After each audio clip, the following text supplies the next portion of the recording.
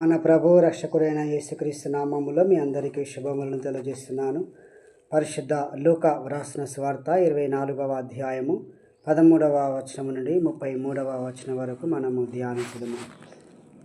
ఇద్దరు శిష్యులు యెరూషలేము నుండి ఎమ్మౌస్ గ్రామానికి ప్రయాణమయ్యారు. యెరూషలేము నుండి ఎమ్మౌ అనేటువంటి గ్రామం 7 కిలోమీటర్ల దూరంలో ఉంటుంది. ఈ ఎమ్మౌ గ్రామానికి ఇద్దరు శిష్యులు, ఒకరి పేరు క్లెయోపా, ఇంకో శిష్యుని పేరు చెప్పబడలేదు. వీళ్ళిద్దరు శిష్యులు కూడా మార్గ మధ్యంలో మాట్లాడుకుంటూ వారు ప్రయాణించినటువంటి సమయంలో వారి మధ్యలో యేసు ప్రభువు ఉన్నారు.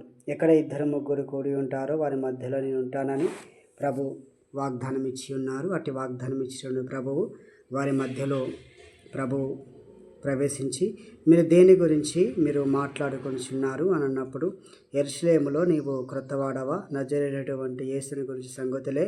ఆయన దేవుని ఎదుటను ప్రజలందరి ఎదుటను క్రియలోను వాక్యములోను శక్తిగల ప్రవక్త అయి ఉండెను. మన ప్రధాన యాజకులను అధికారులను ఆయనను ఎలాగో మరణశిక్షకు అప్పగించి సిలువ వేయించిరో నీకు తెలియదా? ఇశ్రాయేలును విమోచింపబోవు వారు ఈయనే అని మేము నిరీక్షించి ఉంటిమి.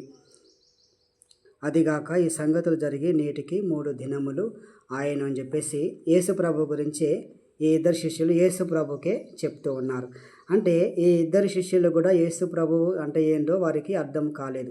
ఈ ఇద్దరు కూడా యేసుక్రీస్తు ఒక పొలిటికల్ లీడర్ అని, ఒక రాజకీయ నాయకుడు అని చెప్పేసి వారు అనుకున్నారు. కానీ యేసుక్రీస్తు సాతాను రాజ్యాన్ని కూల్చడానికిని దేవుని యొక్క రాజ్యాన్ని స్థాపించడానికి వచ్చారు అన్నటువంటి విషయాన్ని వారు గుర్తించలేకపోయారు. కనుక వారి ప్రయాణములో యేసు ప్రభువు మోషే గురించి, ప్రవక్తలను గురించి, వాటన్నిటి గురించి కూడా జ్ఞాపకం చేసి బోధించినట్లుగా మనము చూస్తూ ఉన్నాం.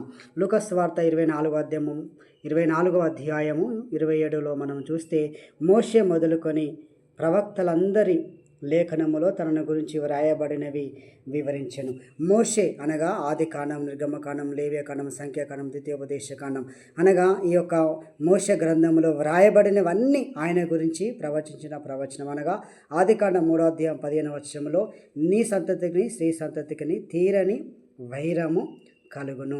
నిర్గమకాండములో 12వ అధ్యాయములో పస్కా గొర్రెపిల్ల గురించి తాను బోధించాడు. లేవియా కాండములో ప్రధాన యాజకుడు యేసుక్రీస్తు అని చెప్పేసి, సంఖ్య కాండములో వేగుచుక్క నక్షత్రాన్ని గురించి ఆయన బోధించాడు. అలాగే ఆ ద్వితీయోపదేశ కాండములో ప్రవక్త, నా వంటి ప్రవక్త మరొకరు పుట్టలేదు అని ఇలా మోషే గ్రంథములో తన గురించి వ్రాయబడినవన్నీ కూడా వివరించారు. అలాగే ప్రవక్తల గ్రంథాలు, యెషయా గ్రంథం, ఇర్మియా గ్రంథం, యెహెజ్కేలు గ్రంథం, దానియేలు గ్రంథంలో తన గురించి వ్రాయబడినవి, అలాగే జకర్యా గ్రంథము, అలాగనే మీకా గ్రంథము, మలాకి గ్రంథము, ఆయా ప్రవక్తల గ్రంథాలలో తన గురించి వ్రాయబడినవన్నీ కూడా వివరించి వారికి చెప్పినప్పుడు అనగా వారి యొక్క జీవితంలో వారు ఎరగనటువంటి సంగతులను ఆ ప్రభువు వారికి బోధించినప్పుడు వారి హృదయాలు ప్రజ్వరిల్లినట్లుగా మనము చూస్తూ ఉన్నాం. అందుకే ఆ యొక్క ఎమ్మౌ గ్రామానికి వారు దగ్గర చేరగానే యేసు వారి కంటే ముందు నడిచిపోతుండగా సాయంత్రము అయినటువంటి సమయంలో ఇద్దరు శిష్యులు కూడా యేసు ప్రభుని బ్రతిమలాడుతూ ఉన్నారు, బలవంతం చేస్తారు. అయ్యో, మరి చీకటి అయినది కదా, సాయంకాలం అనేది, సూర్యుడు అస్తమించాడు, మాతో పాటు మీరు ఉండండి అని చెప్పేసి బలవంతం చేసినప్పుడు యేసు ప్రభు కూడా వారితో ఉండడం, భోజనానికి ఏమైనా తినడానికి ఉన్నదా అన్నప్పుడు రొట్టె వారికి ఇచ్చినప్పుడు యేసు ప్రభువు ఆ రొట్టె ఎత్తుకొని ఆశీర్వదించి విరిచి వారికి ఇచ్చినప్పుడు వారి కన్నులు తెరవబడ్డట్లుగా మనం చూస్తున్నాం. అంటే కడరాత్రి భోజన సమయంలో ఏ విధంగా రొట్టె పట్టుకొని ఆస్వాదించి విరిచి ఇచ్చి ఉన్నాడో అదే విధముగా ఇక్కడ కూడా యేసు రొట్టెను పట్టుకొని ఆశీర్వదించి త్రుంచి వారికి ఇచ్చినప్పుడు వారి కన్నులు తెరవబడ్డాయి. అప్పుడు వారు గుర్తించారు యేసు ప్రభు అదృష్టుడైనట్లుగా మనం చూస్తున్నాం. అదృష్టుడు ఎక్కడికి వెళ్ళిపోయాడు యేసయ్య అంటే, అక్కడ ఉన్నటువంటి యేసయ్య రొట్టెలోకి వెళ్ళిపోయాడు. ఆయన రొట్టెలోకి వెళ్ళిపోయి ఇదే నా శరీరము అని తన యొక్క శరీరమైనటువంటి రొట్టెలో యేసు ప్రభు ఉండి వారిలోకి వెళ్ళినట్లుగా మనము చూస్తూ ఉన్నాం. కనుక ప్రియమైనటువంటి దేవుని యొక్క ప్రజలరా, యొక్క మన యొక్క అనుదిన జీవితాలలో మనం ఎంత ప్రార్థించినా, ఎంత మరి పాటలు పాడినా, ఎంత వాక్యం చదివినా, విన్నా ప్రభు బల్లాలో మనం పాలు పొందకపోతే మనం ప్రభుని మనం గుర్తించలేం.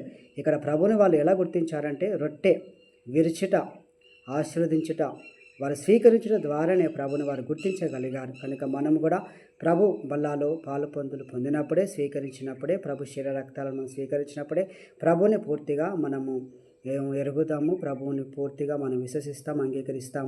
కనుక మనకు కనబడేది రొట్టెలో ఒక తెల్లని అప్పం రొట్టెలా కనబడుతుంది, కానీ నిజముగా అది గురువు ప్రార్థించినప్పుడు, ఆస్వాదించినప్పుడు ప్రభు యొక్క క్రీస్తు శరీర రక్తాలుగా మారుతున్నాయి. కనుక మనం విశ్వసించి, మనము స్వీకరించి, మనం ఆత్మీయ మేలులు జీవితాన్ని పొందుకున్నాం. అట్టి కృపా దేవుడు మనకు దయచేయును గాక.